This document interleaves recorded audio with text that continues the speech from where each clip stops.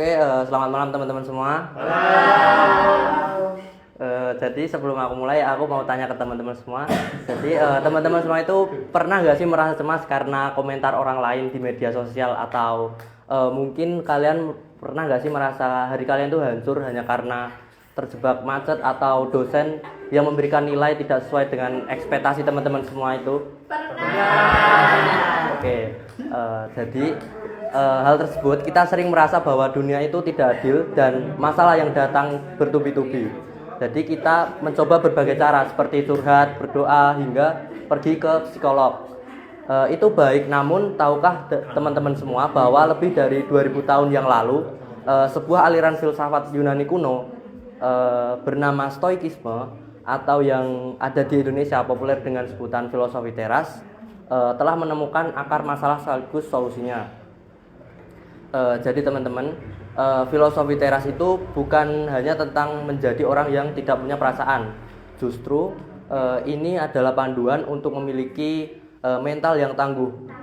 Inti dari ajaran ini seperti apa yang ditulis oleh Henry Manampiring selaku penulis dari buku filosofi teras tersebut.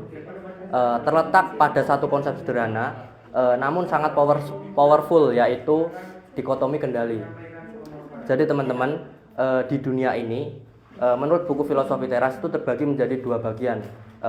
Yang pertama yaitu hal yang tidak di bawah kendali kita, seperti halnya opini orang lain, cuaca, kemudian masa lalu, hingga hasil akhir dari usaha kita. Kemudian yang kedua, hal yang di bawah kendali kita, yaitu ada pikiran, persepsi, dan tindakan dari kita sendiri. Jadi stoikisme itu mengajarkan bahwa ketidakbahagiaan kita itu muncul karena kita seringkali menggantungkan kebahagiaan saat kita fokus pada apa yang kita pikirkan orang lain tentang kita. Seperti kita sedang menyerahkan kunci kebahagiaan kita kepada mereka. Jadi segala kejadian itu sebenarnya netral. Indera kita menangkap sebuah peristiwa atau impresi. Namun, pikiran kita lah yang memberi label apakah peristiwa tersebut itu buruk atau baik, atau juga bisa dikatakan representasi. Contoh sederhananya seperti ini. Jadi kita itu misalnya dipecat dari pekerjaan oleh bos kita, dan faktanya kehilangan pekerjaan itu pikiran kita sering menambahinya dengan label ini adalah bencana, atau saya tidak berguna dalam melakukan pekerjaan saya. Dalam filosofi teras, hal ini mengajak kita untuk mendebat pikiran negatif kita sendiri. Jika kita bisa mengubah persepsi kita yang tadi, yang sebelumnya negatif, mengubah menjadi emosi kita tanpa perlu mengubah keadaan di luar sana. Bagaimana cara kita mempraktikannya?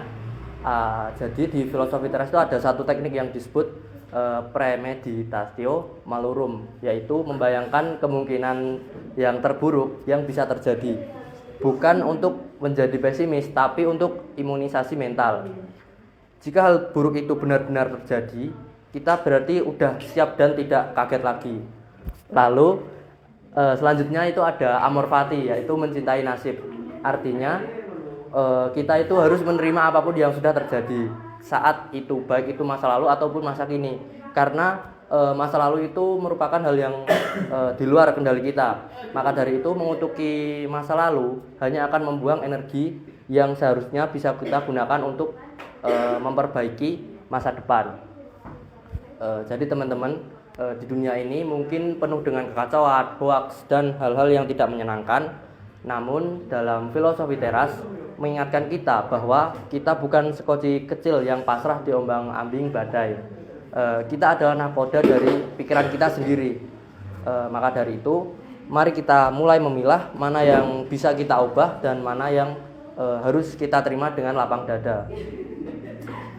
Jadi fokuslah pada apa yang ada dalam kendali kalian dan biarkan sisanya berjalan sesuai dengan aturan alam. Dengan begitu kita bisa hidup dengan lebih tenang dan bahagia. Mungkin itu saja yang bisa saya sampaikan.